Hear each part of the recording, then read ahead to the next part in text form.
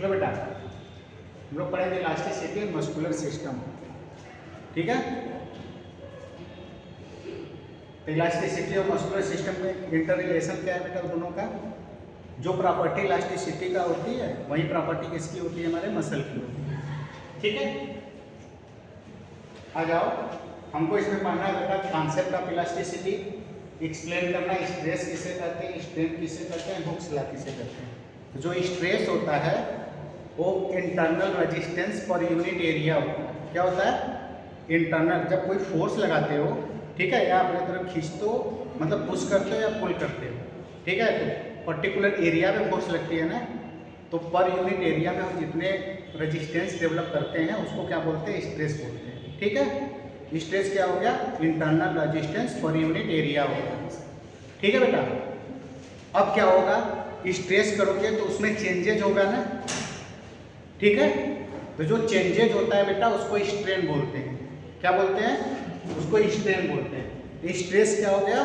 Internal resistance में हम जितनी पर यूनिट एरिया फोर्स लगाते हैं तो जितने इंटरनल रेजिस्टेंस डेवलप होता है उसको हम बोलते हैं स्ट्रेस। स्ट्रेन क्या हो गया? जो चेंजेज होती है उसको बोलते हैं स्ट्रेन। और हुक्स लॉ क्या बोलता है बेटा? हुक्स लॉ कहता है कि जो स्ट्रेस होता है डायरेक्टली प्रोपोर्शनल टू स्ट्रेन होता है। ये हुक्स लॉ होता है। ये तीनों समझ में आ गया आपको? स्ट्रेस, स्ट्रेन और हुक्स लॉ।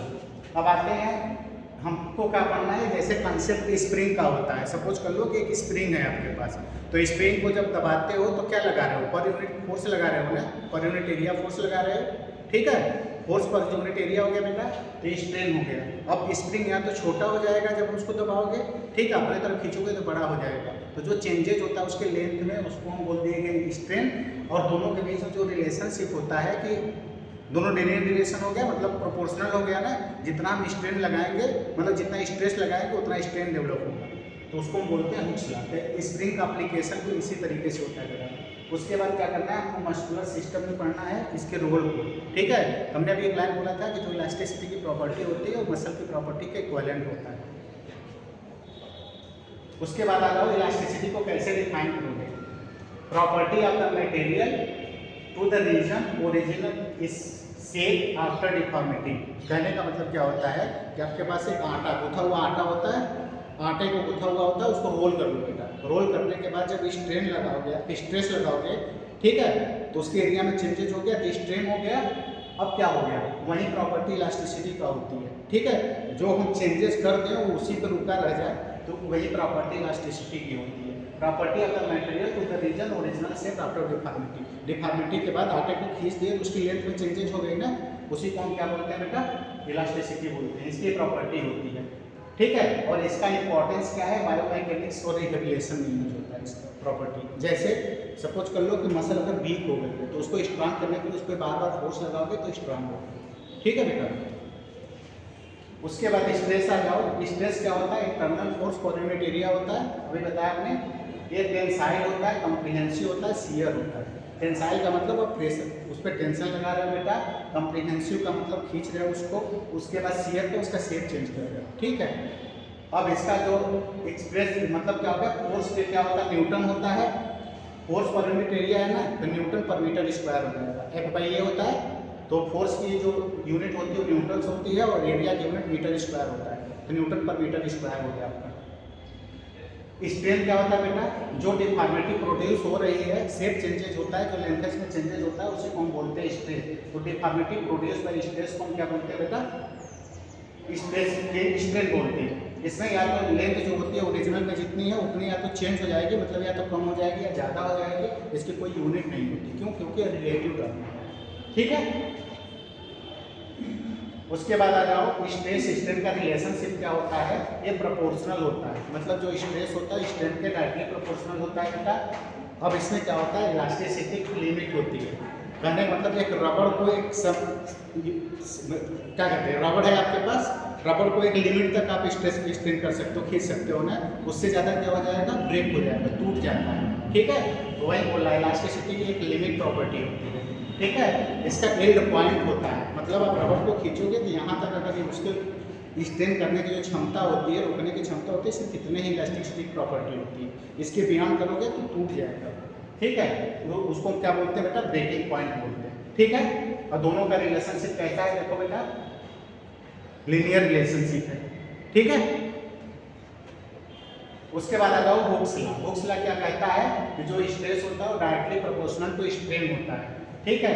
ये वायलेट करती है इलास्टिक लिमिट में। कहाँ होती है बेटा, जहाँ पे इलास्टिक प्रॉपर्टी होती है वैसी में लिमिट होती है। तुम्हारे बॉडी में कहाँ होगी, मसल में होगी। इंपॉर्टेंट क्या होता है, फिजियोथेरेपी में इसकी रोल्स होती है। अभी हमने बताया मसल को अगर स्ट्रेंथ करना है तो एक्सरसाइज करना पड़ेगा, ठीक है। तो हमने ये नॉर्मल कंडीशन में स्प्रिंग की प्रॉपर्टी वही मसल की प्रॉपर्टी होती है। अभी आपने कुछ भी नहीं किया है, ठीक है।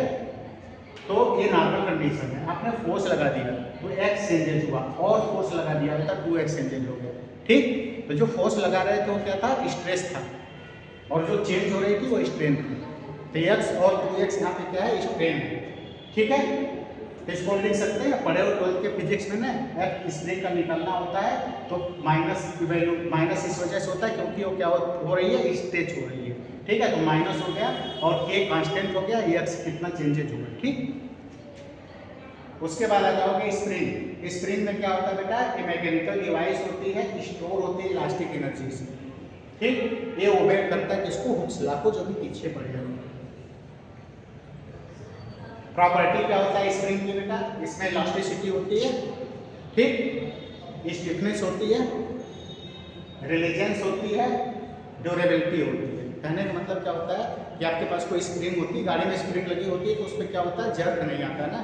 तो सेम प्रॉपर्टी हमारे मसल का भी होता है। मसल क्या होता है, आप ऊपर से नीचे कूदते हो तो क्या होता है, एक लिमिट तक क्या होता है, कंप्रेस होता है, फिर से वो अपने नॉर्मल पोजीशन में आ जाता है। उसके बाद आ जाओ बेटा स्प्रिंग इन द सीरीज। क्या होता है, spring arrange in to in. Spring क्या होता है बेटा, इन टू इन। जैसे क्या होता है, एक स्प्रिंग हो गई, दूसरी स्प्रिंग होती है। जैसे आप पढ़ते थे रेजिस्टेंस, जो रेजिस्टेंस आपस में जोड़ते थे आप, तो सेम प्रॉपर्टी इसकी होती है बेटा। स्प्रिंग को हम करते हैं कैसे, इन टू इन अरेंज करते हैं। जो टोटल स्टिफनेस होती है, नहीं बनी, जो टोटल होती है इसमें, टोटल जो स्टिफनेस होती है बेटा वो क्या होती है, वो डिक्रीज हो जाती है, ठीक है। Used for the gentle resistance, ठीक। मतलब बहुत जो रेजिस्टेंस क्या करते हैं, हम बाइक से चल रहे होते हैं तो स्प्रिंग का क्या रोल होता है बेटा, जो रेजिस्टेंस प्रोड्यूस होता है खुद एब्जॉर्ब कर लेता है हमारे बॉडी को, उसकी रेजिस्टेंस बहुत कम आती है, ठीक है। अब हम पैरेलल में अरेंज किए हैं, ये दोनों बेटा पैरेलल में अरेंज है, ठीक है। तो पैरेलल में क्या होता है, अगर हम साइड टू साइड क्या करते हैं, स्प्रिंग को अटैच करते हैं तो उसको पैरेलल बोलते हैं। इसमें क्या होता है बेटा, टोटल स्टिफनेस बढ़ जाती है। सीरीज वाले में क्या हो रही थी, इंक्रीज कर रहे थे तो कम हो जा रही थी ना, यहाँ पे बढ़ जा रही है। इसको हम कहाँ यूज करते हैं बेटा, हायर रेजिस्टेंस जहाँ डेवलप करना हो वहाँ पे इसको यूज करते हैं। जैसे गाड़ी वाले में यही लगा होता है जब स्कूटी वगैरह होती है, ठीक है, पैरेलल वाला। उसके बाद आते हैं इलास्टिक मटेरियल इन रिहैबिलिटेशन। एक क्या करता है बेटा, एक फिलामेंट होता है, ठीक। तो ये नाम है इसका, यहाँ पे जो है ये फिजियोथेरेपी में हम बांधते हैं ना, जो अभी आप वॉक में पढ़ते हैं, किसी चोट लगी होती है, बांधे होते हैं ना, वही वाली ये होती है। इसमें भी क्या होता है बेटा, इलास्टिक टर्निंग प्रॉपर्टी होती है और एक्सरसाइज डिवाइस होती है। यूज कहाँ करते हैं बेटा, स्ट्रेंथिंग या मोबिलिटी में हम यूज करते हैं इसको। उसके बाद प्रॉपर्टी अगर मसल में आते हैं, तो जो हम मसल में आते हैं इसको अप्लाई करते हैं, जो अभी हमने पढ़ा है मसल में अप्लाई करते हैं। तो एक्साइटेबिलिटी होती है मसल में बेटा, ठीक है, कंट्रैक्टिबिलिटी होती है, एक्सटेंसिबिलिटी होती है और इलास्टिक प्रॉपर्टी होती है। ये चार प्रॉपर्टी होती है मसल की। एक्साइटेबिलिटी का मतलब क्या होता है बेटा, मसल में एक्साइटेबिलिटी का मतलब होता है जो सोडियम पोटेशियम पंप होते हैं वो जो एक्शन पोटेंशियल पे डिपेंड करता है, उसी की वजह से इसकी प्रॉपर्टी में एक्साइटेबिलिटी होती है। अब आता है कंट्रैक्टिबिलिटी, तो क्या होता है, कंट्रैक्शन करता है एक डिप्लीट होने की वजह से। उसके बाद क्या होगा, एक्सटेंसिबल होता है, मतलब फिर से छोड़ दोगे तो अपने नॉर्मल पोजीशन में आ जाएगा और उसकी प्रॉपर्टी इलास्टिक की तरह होती है, ठीक है। तो कंट्रैक्टिबिलिटी में क्या हो गया बेटा, contraction when stimulus by then action potential. जब एक्शन पोटेंशियल स्टिमुलेट होता है तो मसल में कंट्रैक्शन होता है, जनरेट टेंशन बाय पुलिंग या अटैचमेंट टू द पॉइंट। किसी भी पॉइंट से क्या होता है बेटा, अटैच होता है। यहाँ पॉइंट क्या होता है, अटैचमेंट का बोन होता है। एक्साइटेबिलिटी में क्या होता है बेटा, ability to stretch without being damage, ठीक है। खींचोगे तो डैमेज नहीं हो रहा है ना, उतना ही खींच सकते हो, उससे बियॉन्ड खींचोगे तो डैमेज हो जाएगा। इलास्टिसिटी का मतलब क्या होता है बेटा, ability to return original position, अपने पोजीशन में आ जाती है तो उसको हम बोलते हैं इलास्टिसिटी।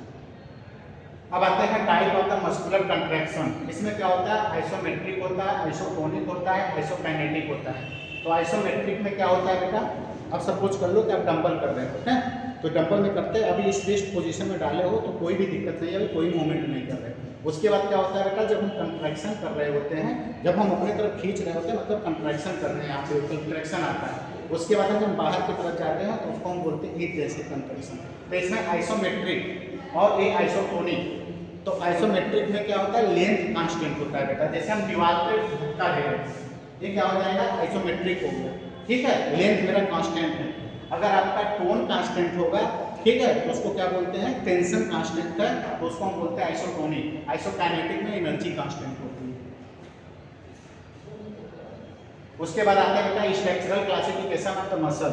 जो मसल होते हैं बेटा तीन टाइप का होते हैं, कार्डियक मसल होता है, स्केलेटल मसल होता है, स्मूथ मसल होता है, ठीक है। अब तीनों की प्रॉपर्टी है। कार्डियक मसल को कैसे पहचानोगे, तो इसमें जो बीच में है इंटरकैलेटेड डिस्क बोलते हैं। अगर इंटरकैलेटेड डिस्क आपको मिल गई बेटा तो क्या बोलोगे कि वो कार्डियक मसल है, ठीक है। अब आते हैं स्केलेटल मसल और स्मूथ मसल को कैसे पहचानोगे, तो जो स्केलेटल मसल होती है बेटा उसमें केवल एक न्यूक्लियस होता है, ठीक है। जो आपका स्मूथ मसल होता है उसमें मल्टीपल्स न्यूक्लियस होता है, पहचान लोगे, ठीक है। ये तीन होता है, स्केलेटल मसल, स्मूथ मसल और कार्डियक मसल। अब आ जाओ action of the muscle in the moving bones. क्या मतलब होता है बेटा, मसल का क्या रोल्स होता है मेरा मूवमेंट में। तो क्या करता है, मसल का अटैचमेंट होता है बेटा ना, कहाँ पे, बोन्स में होता है आपस में, जो मसल का अटैचमेंट बोन में होता है ना। अब देखो क्या होता है, मसल को हम पुल करते हैं या तो पुश करते हैं। क्या होगा, मसल को हम पुल कर सकते हैं, लेकिन ये पुल कैसे होगा, अपने आप होता है, ठीक है। उसके बाद आते हैं एक्ट अक्रॉस द जॉइंट। कहाँ पे एक्ट करता है बेटा, जहाँ पे जॉइंट होती है वहीं पे तो मूवमेंट कराएगा। उसके बाद होता है produce movement by the contraction. जब कंट्रैक्शन करोगे तभी मूवमेंट प्रोड्यूस होगा, ठीक है। अब डायरेक्शन ऑफ द पुल क्या होता है, line of the action muscle force, ठीक है बेटा, ध्यान से देखो, ये line of the muscle of the sorry line of the pull of muscle है यहाँ पे, ठीक। अब ये क्या है, लीवर है। अगर ये यहाँ पे जो मसल है बेटा, उसके जहाँ से ओरिजिन होता है उसके नीचे वाले बोन में अटैचमेंट होता है। क्यों, अगर ऊपर वाले मसल में अटैचमेंट होता है तो आपकी मोबिलिटी नहीं होती है ना। तो जहाँ पे आपका ओरिजिन होता है, इंसर्शन हमेशा कहाँ होता है, उसके नीचे वाले बोन में होता है, मोस्ट ऑफ द केसेस में आप बॉडी में कहीं भी करोगे, ठीक है। इसका रोल क्या होता है बेटा, कंट्रैक्शन कराना होता है, फोर्स लगा करके। ये डिपेंड करती है कि किस पार्ट में अटैच है, ठीक है। हमेशा जो मसल अटैच होती है वो अपने से नीचे वाले पार्ट में अटैच होती है।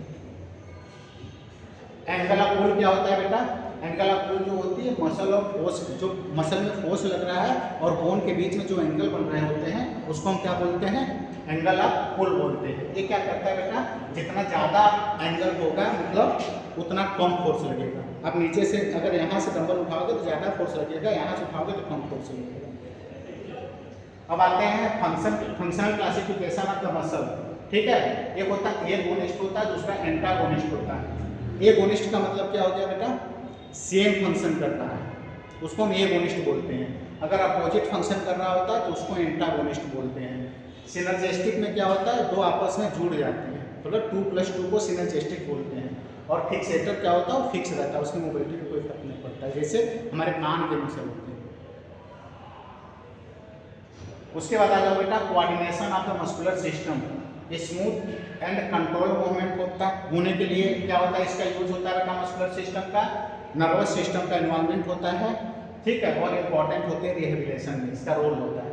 उसके बाद क्लिनिकल इंपॉर्टेंस में क्या हो बेटा, एक्सरसाइज थेरेपी यूज करते हैं, इंजरी को प्रिवेंट करते हैं, इम्प्रूव करता है फंक्शनल उसको, ठीक है, इम्प्रूव द फंक्शनल परफॉर्मेंस को इम्प्रूव करता है। ये होता है मस्कुलर सिस्टम का प्रॉपर्टी, ठीक है। इलास्टिसिटी कहाँ पे हम यूज करेंगे बेटा, यहाँ पर रोल हमारा फिजियोथेरेपी में होती है और इसकी प्रॉपर्टी वही होती है कि इसको मसल को डैमेज होने से बचाने के लिए, ठीक है। और क्या करता है, मूवमेंट और स्टेबिलिटी प्रोवाइड करता है।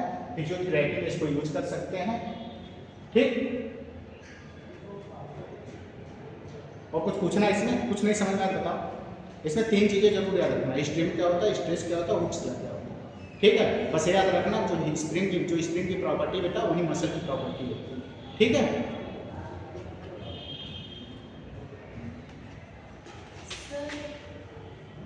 बोलो बेटा।